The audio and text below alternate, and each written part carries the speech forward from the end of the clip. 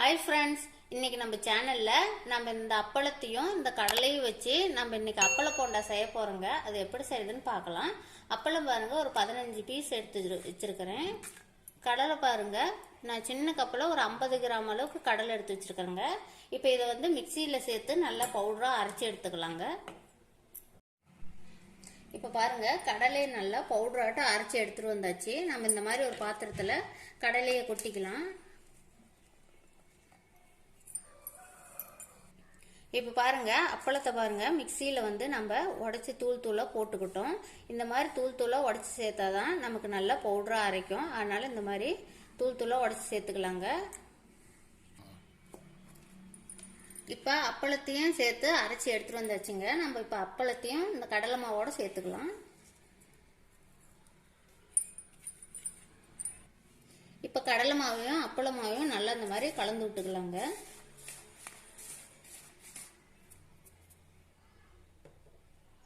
பெரிய வெங்காயம் பாருங்க, ஒரு 2 வெங்காயம் எடுத்து நல்லா பொடி பொடியாக கட் பண்ணி வச்சிருக்கிறேன். இப்போ வெங்காயத்தையும் நம்ம இந்த மாவோட சேர்த்துக்கலாம்.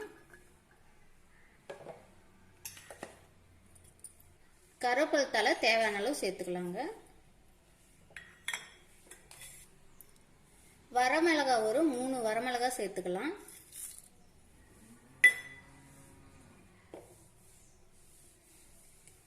உப்பு தேவையான அளவு சேர்த்துக்கலாம்.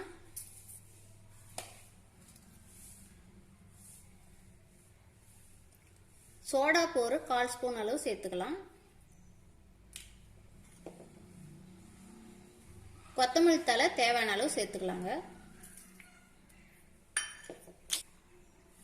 மிளகாய் தூள் 1/2 ஸ்பூன் சேர்த்துக்கலாங்க. இது கூடவே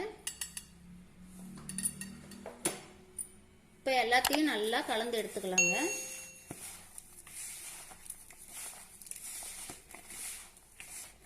இப்போ எல்லாத்தையும் நல்லா பிணைஞ்சு எடுத்துக்கலாங்க. நம்ம தேவையான அளவு தண்ணி ஊற்றி நம்ம பிணைஞ்சு எடுத்துக்கலாம்.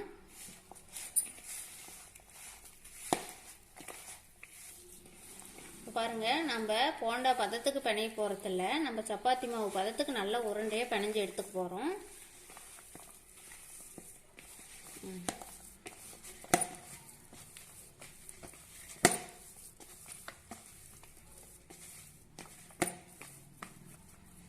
இப்போ பாருங்க, நல்லா சப்பாத்தி மாவு பதத்துக்கு பிணைஞ்சு எடுத்துக்கிட்டோம். இப்போ நம்ம மாவை சின்ன சின்ன உருண்டைகளா பிடிச்சிக்கலாங்க.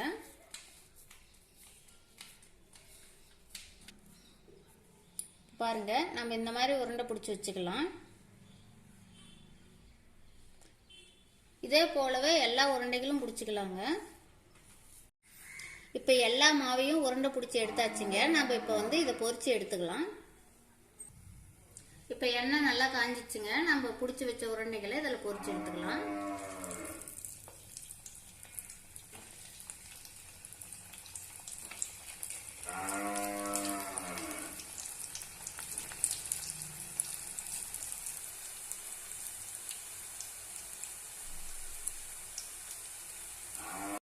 இப்போ நல்லா ஒரு சைடு நல்லா வெந்துச்சுங்க. நம்ம திருப்பி விட்டுக்கலாம். பாருங்க, எவ்வளோ சூப்பராக இருக்குன்னு அப்பள போண்டா. இந்த மாதிரி வீட்டில் இருக்கிற பொருளை வச்சு ரொம்ப ஈஸியாக செய்யலாங்க. இப்போ 2 சைடும் போண்டா வெந்துருச்சுங்க. நம்ம எடுத்துக்கலாம் போண்டாவை. பாருங்க, பார்க்கவே எவ்வளோ சூப்பராக இருக்குன்னு. இப்போ இதை வேற பாத்திரத்தில் மாற்றிக்கலாம்.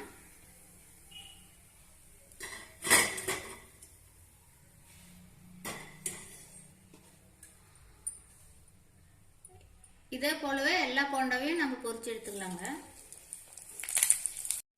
பாருங்க, நம்ம எல்லா போண்டாவையும் பொரிச்சு எடுத்துட்டு வந்தாச்சு.